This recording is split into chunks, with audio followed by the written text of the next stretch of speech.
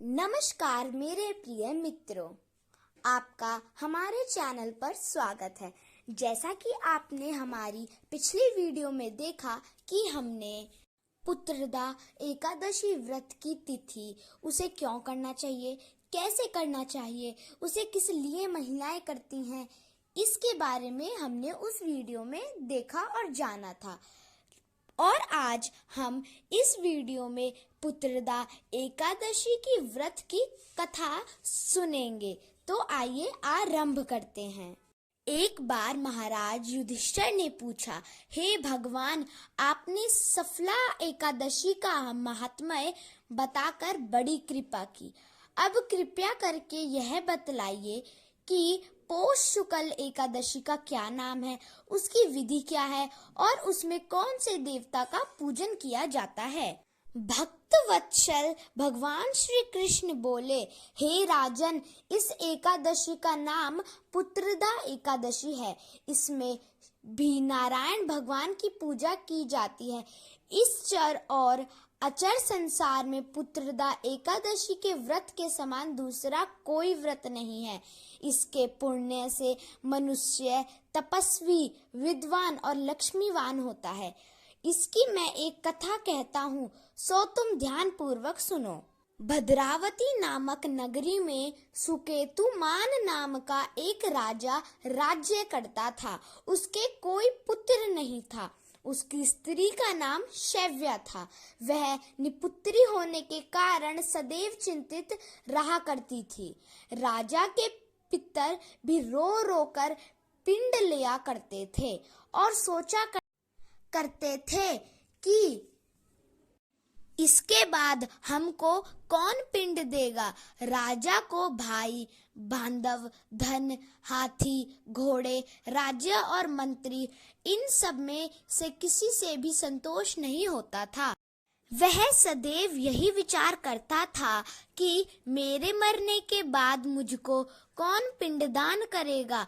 बिना पुत्र के पितरों और देवताओं का ऋण मैं कैसे चुका सकूंगा।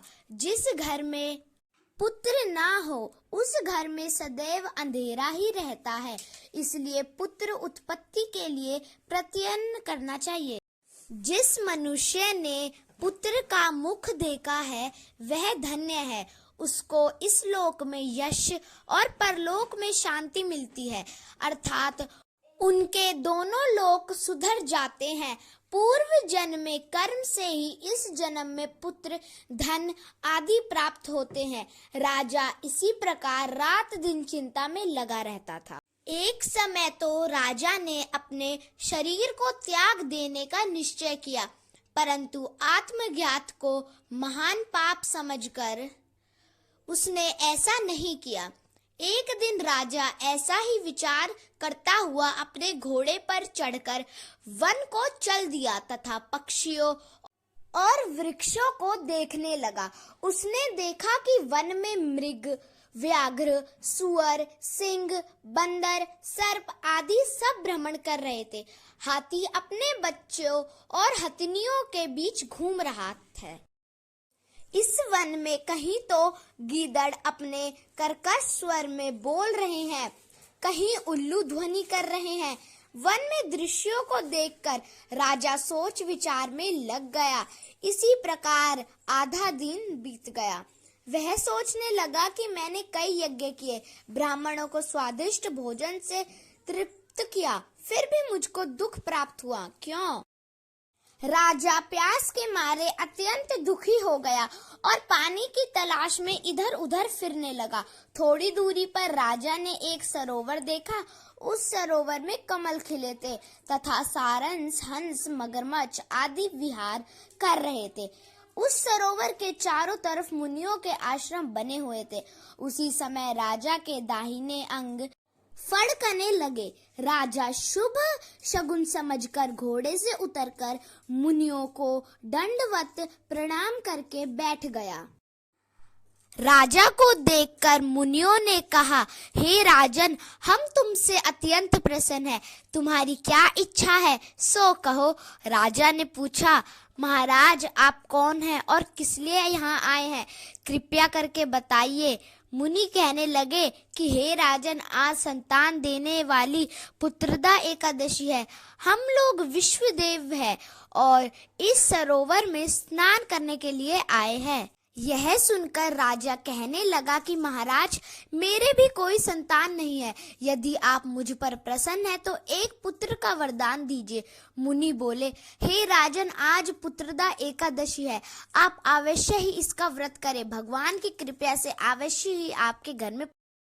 मुनि के वचनों को सुनकर राजा ने उसी दिन एकादशी का व्रत किया और द्वादशी को उसका पारण किया। इसके पश्चात मुनियों को प्रणाम करके महल में वापस आ गया। कुछ समय बीतने के बाद रानी ने गर्भ धारण किया और 9 महीने के पश्चात उनके एक पुत्र हुआ। वह राजकुमार अत्यंत शूरवीर, यशस्वी और प्रजापालक हुआ। श्री कृष्ण बोले, हे राजन, पुत्र की प्राप्ति के लिए पुत्रदा एकादशी का व्रत करना चाहिए। जो मनुष्य इस महात्म्य को पढ़ता या सुनता है, उसे अंत में स्वर्ग की प्राप्ति होती है। तो दोस्तों, आपको हमारी ये पुत्रदा एकादशी की व्रत कथा कैसी लगी? तो दोस्तों, हमारे चैनल को सब्सक्राइब करिए और लाइक करना ना भूलिए। धन्यवाद।